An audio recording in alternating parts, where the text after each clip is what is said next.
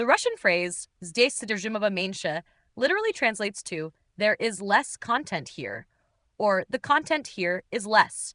Здесь, here, содержимого, of content, genitive case of содержимое. Меньше, less. It's typically used to indicate that there is a smaller amount of material, data, or content in a particular place compared to another. The phrase "чем в предшественнике" is Russian and literally translates to "than in the predecessor," or more naturally in English, compared to its predecessor, depending on context.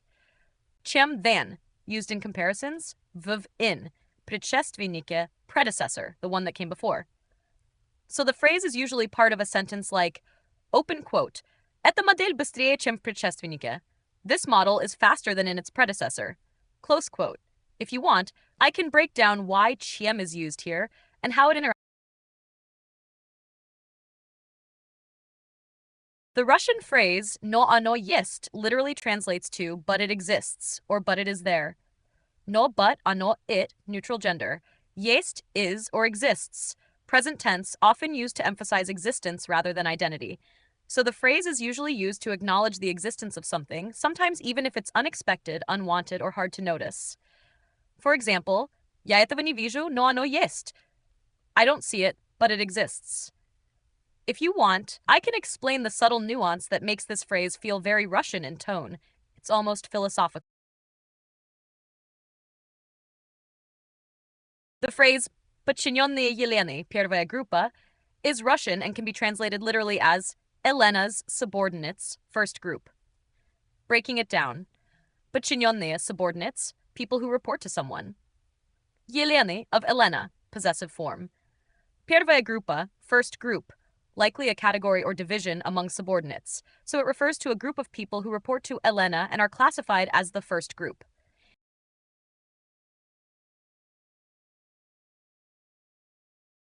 The Russian phrase "участвуют в новом деле" literally translates to "are participating in a new undertaking," or "are involved in a new project, venture" in English. Breaking it down, участвуют, they participate, are taking part, в, in, новом деле, a new matter, project, task, undertaking. So the overall sense is that someone is actively engaged in a new activity, task, or project. If you want, I can also give a The Russian sentence "в этот раз оно уже не упомянуто мимоходом" can be translated as "this time it is no longer mentioned in passing."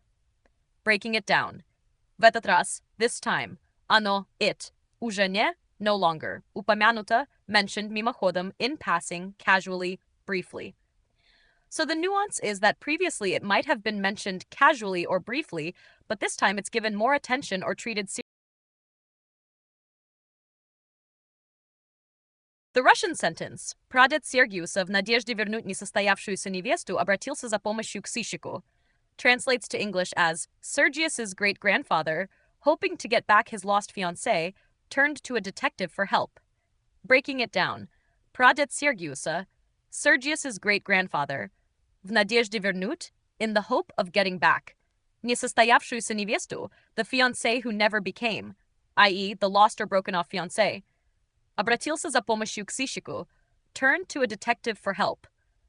The phrase несостоявшуюся невесту literally means the fiancé that didn't happen, i.e., someone he was engaged to, but the engagement fell through. If you want, I can The sentence «В никому не нужном райцентре завелся незваный гость» is Russian. Here's a careful breakdown and translation. В никому не нужном райцентре, in a district center that nobody needs, or more naturally, in a forgotten, little-used district town. Завелся, literally started itself or appeared, often used for animals, pests, or unwanted things that show up. Незваный гость, an uninvited guest, literally, meaning something or someone that showed up unexpectedly and usually unwelcome.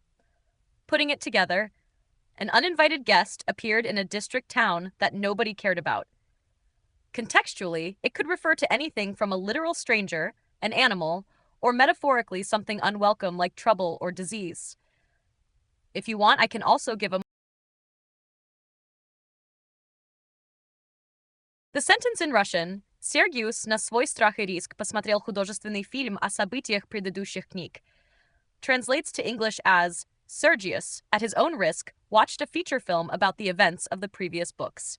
Breaking it down, Sergius, a person's name. На свой страх и риск, literally, at his own fear and risk. Idiomatically, at his own risk. Посмотрел, watched художественный фильм, feature film.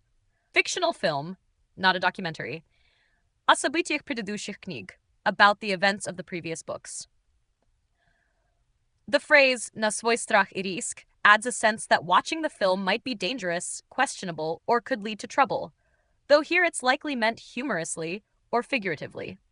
If you want, I can also explain the nuance of художественный фильм in Russian. It's slightly different from how English speakers use feature film.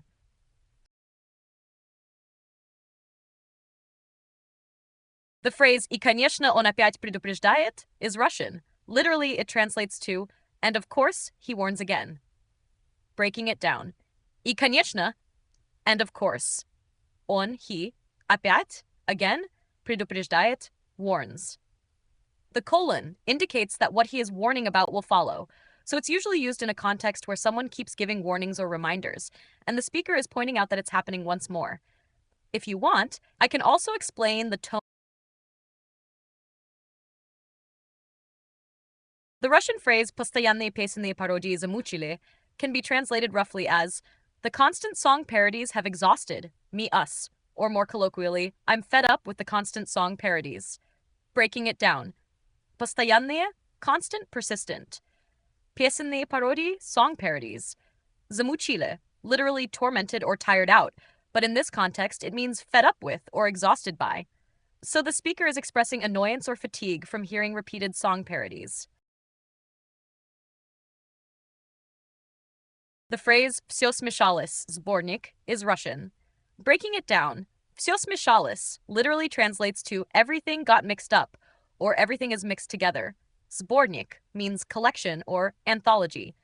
So the full phrase «всё смешалось, сборник» would mean something like «everything mixed up, collection», or a collection, «everything got mixed up». It's likely the title of a compilation, possibly of stories, songs, or articles, where various things are put together. If you want, I can also explain the subtle tone of «всё смешалось», which has a slightly humorous or chaotic connotation in Russian.